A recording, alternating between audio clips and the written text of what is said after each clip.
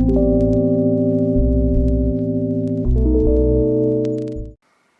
everyone, welcome back to another vlog. I hope you're all doing well.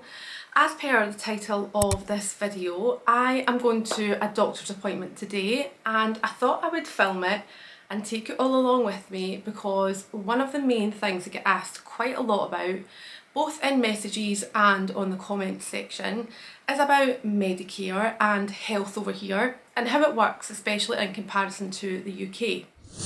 Now, it's definitely one of the areas that I find to be quite hard to understand, and I feel like each scenario is very different. So they have Medicare here, and if you're unaware of what this is or even how to enrol in Medicare, then I'm going to put a video up here, and this is the one that I filmed within our first week of arriving in Australia, and it's a very good video in showing you what to do and how to get Medicare cover. It's something you should definitely do as soon as you get to Australia, and basically it covers you for medical expenses, not all of them, and this is where I find it to be quite grey, and I'm not wanting to give any advice or really direct information on it because I think it's something you need to go and look into yourself.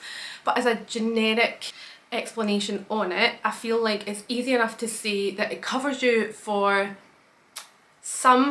quite a lot of medical expenses. In addition to Medicare, it's also good to have private health insurance, and basically then I feel like you're covered for any medical expense that you're going to have or required to be carried out whilst you're in Australia. Now, Medicare, a lot of people say Medicare is free. It's not technically free because you do pay a levy in it throughout your tax, but again, not an area I want to get into. It's not a lot of money in comparison to the rebate that you get from Medicare, but certainly something that you should definitely go and have a look into. I'll put links below for Medicare and you can go and have a read on it, and it gives you more information on exactly what's covered and whether or not you would be eligible for Medicare rebates. I know that it definitely doesn't cover you for things like eye appointments and dental. I think dental is one of the things over here that can become very costly, and that's when your private health insurance would step in. So definitely have a look into that. However, as for today and how I got to my doctor's appointment in the first place, basically the steps that I took, I purely just googled a nearest doctors to where we live, and there are a select few around here, and one of my friends did recommend a specific doctors that I have just chosen to go with purely on recommendation. But basically, yeah, found them on Google, and what I discovered was that there was two main things that kept kind of popping up, and that was private billing and bulk billing. So these are obviously two completely different things. But maybe me, I do not know what they are and I don't know how they work. So I've had a rough look into it, and my understanding is that private billing, which is the one that I am going to today. Private billing is where I will pay for my medical expense, so my consultation or whatever I need carried out, I will pay for that today. And then Medicare will give me some of the money back. Alright, so that is private billing. So basically I'm paying for it, and then Medicare will hopefully reimburse me with some of the cost. I'm not 100% sure on that, but I will clarify that when I get into the doctor's surgery. I am going for a pap test today, a smear test. Just routine, but it's something that I was too early for in the UK. Now that it's due, I have contacted the doctor. So if you're unaware of when your smear test is due, let this be your reminder to go and find out. It's very important to get done. So yes, that's what I'm away for today. As to whether Medicare will cover that or not, I do not know, but we will find out when we get to the doctors. The other one that I have noticed a lot of is bulk billing, and my understanding on this is that you don't pay anything, and the doctor's surgery just basically get all the money back reimbursed through Medicare. So they then charge Medicare for your fee for going into the doctors. Now to me that sounds like, well, why would you not go to bulk billing? But if I'm honest, there's not a lot of bulk billing practices around my area. Whether there is or not in Sydney in general, I'm not sure. But again, my understanding is that it's not a benefit for a doctor to really have because they're not making a lot of money on it. Therefore, they're taking in a lot more clients so that they can then make money, of course, because they only get a small percentage of the fee that they are asking Medicare to cover. So it's not a lot, whereas private, you basically pay the fee between what Medicare cover and what your consultation is. You pay that little fee in between. I think it's called a gap fee. And obviously then the doctors are making money on that as well. So for them, it seems more attractive to have a private billing surgery. But for people who are going to get medical care, then it looks like bulk billing would be more attractive for them. However, like I said, there's not a lot, and I'm not sure if your waiting time would be longer.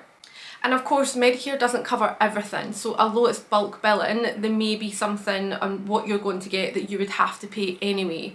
So for me today, I'm going to a private billing practice, and that is about as much as I can tell you right now. So I thought I'll just, take you along with me. We can experience it together, and I can hopefully talk you through what happens when it happens. As for actually making the initial appointment, as I said before, I found the surgery on Google, and when I went onto their website, I was able to literally click book now, and then that asked me to fill in a new patient form, which I was able to do. So that is where you would add in things like your Medicare card number, and then obviously other family details.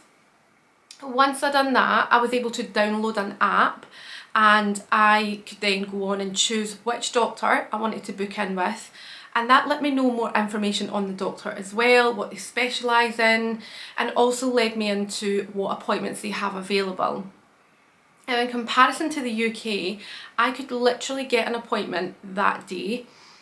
I've obviously chose 2 days in advance because it suits my schedule more, but yes, I could get an appointment that day. If you're from the UK, you will completely understand how rare and how amazing this is, because for me anyway, I was always a minimum of a 2-week wait. And for someone who has quite a lot of health anxiety, that was never great. And I know they were really busy. We were obviously very lucky to have the NHS that was free in the UK, but it did mean that obviously it literally came at cost because you had to wait a lot longer. So yes, I have an app, I've found a doctor that I like, I've booked in with her, and my appointment is today. So yeah, I feel like that is just amazing. So I'm going to take you all with us just now. I'm just about to leave Isla is at daycare today, and I have Ren with me. He will hopefully go down for his morning nap, and yeah, let's go and see how this all works. Also, this is such a gorgeous day, but oh my goodness, it's so hot. It's only 11 just now, and it's already 30 degrees, so we're definitely going through a bit of a hot spell. It's been kind of low 20s, probably like 24. It's kind of been the highest the past few weeks, so for it to jump straight up to 30, when you're from Scotland, it's definitely tough. However, on the plus side of that, I'm able to get my washing out and dried in like an hour, which is so good. But yes, it's warm, very hot today. And also my hay fever is so bad just now. However, I did manage to pick up something in my local pharmacy, and it seems to be doing the trick. But you just forget, because I'm so used to it being autumn just now. It's not spring in Australia. So yeah, hay fever is high just now.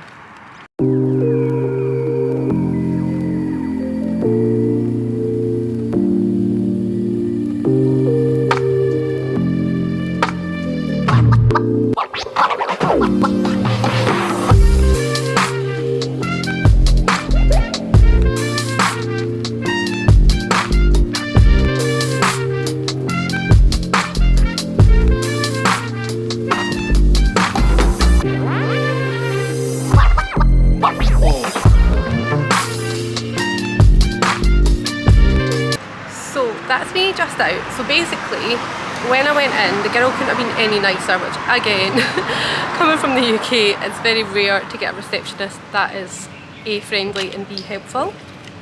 However, she was so helpful, and she explained to me the full process. So yes, because we were private billing, for my practice anyway, a consultation is $96 and that's just set.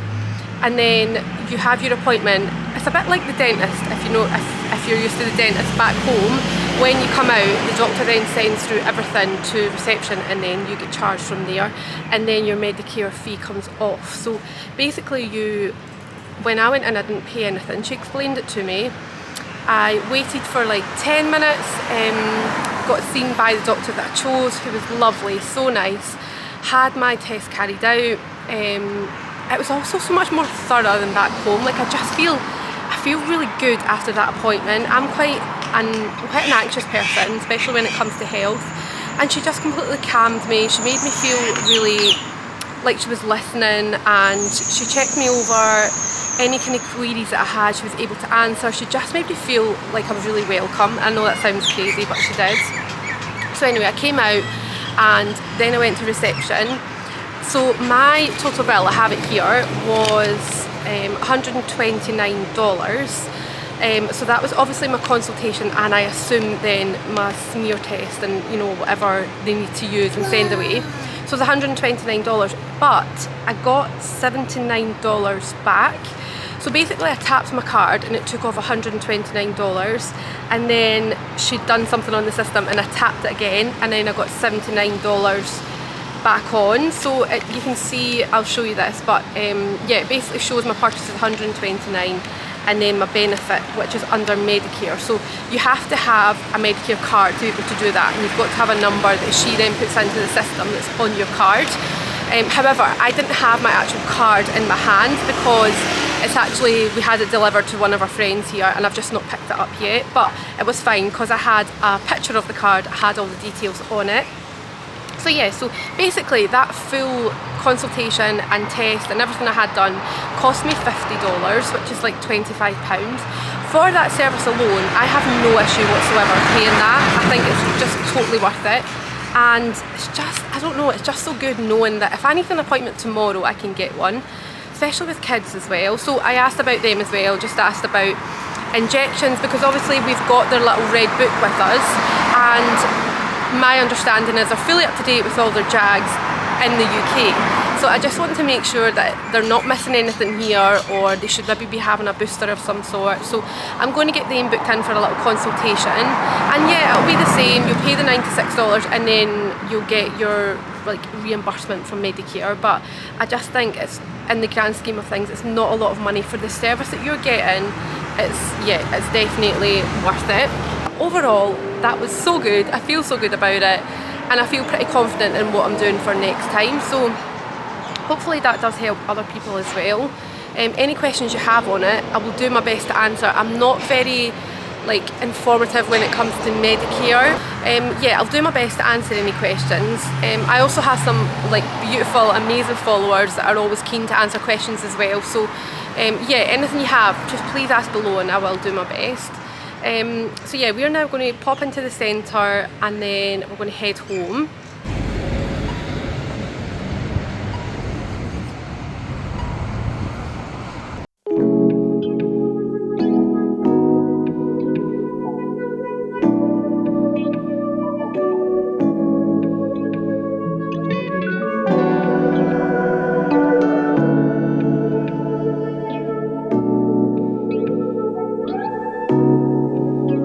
Now it's 34 degrees today. So hot. I literally can't wait to get home. I'm just going to put the paddling pool out for them, fill it up and probably pour myself something really cold. Just so warm. Obviously still haven't adapted yet. I mean, we've only been here just under 5 months. This is our first proper hot week, so yeah, we're still getting used to it. One thing I wanted to show you, when we first came here, I noticed it quite a lot, especially when you're driving along streets, is that you see a lot of rubbish outside people's houses, just on the side.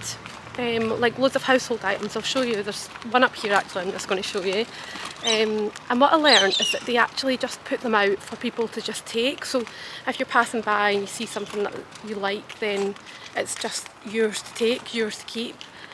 And you see it a lot. Obviously they have like council uplifts as well, so you get 2 a year. And you just go onto the council website and book them in, and like I say, you get 2 in a calendar month.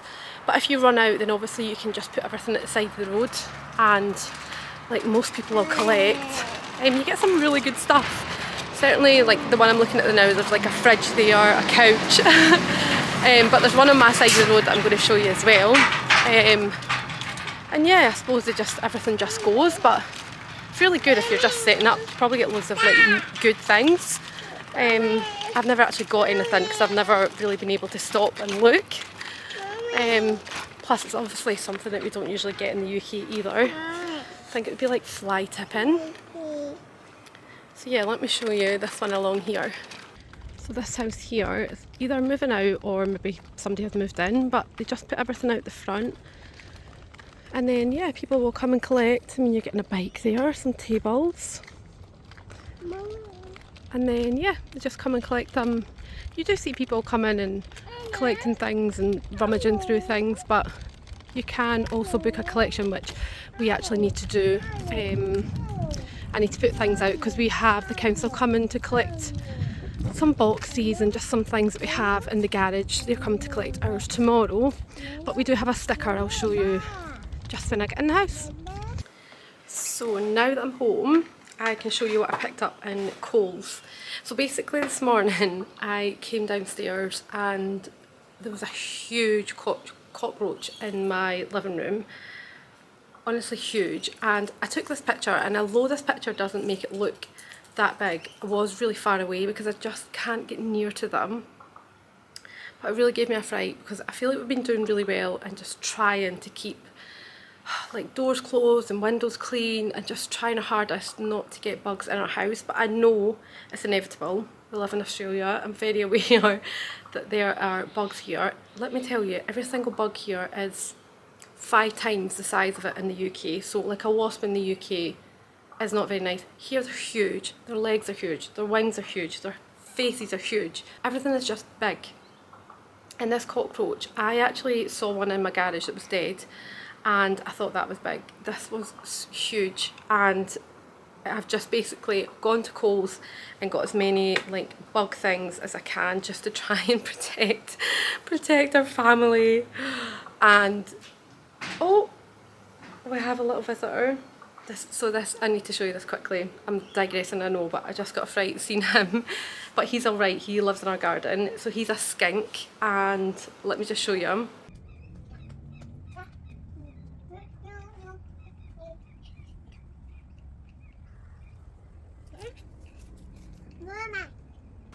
So yeah, he can stay, he's allowed to stay. He keeps bugs, little insects and pests away in our garden, so we like him. And do you know what, we have him, but there's also another 2 like down the bottom of the garden. I seen them this morning, so yeah, we obviously have quite a lot in here, but like I say, they're fine. So back to what I got today. First thing I got is these control bombs. So basically what you do with these, if you don't already know, is you set them off in your house. So like you loosen up the top, I think it's like a little trigger, and then they set off in your house, and you need to stay out your house for like 2 to 3 hours.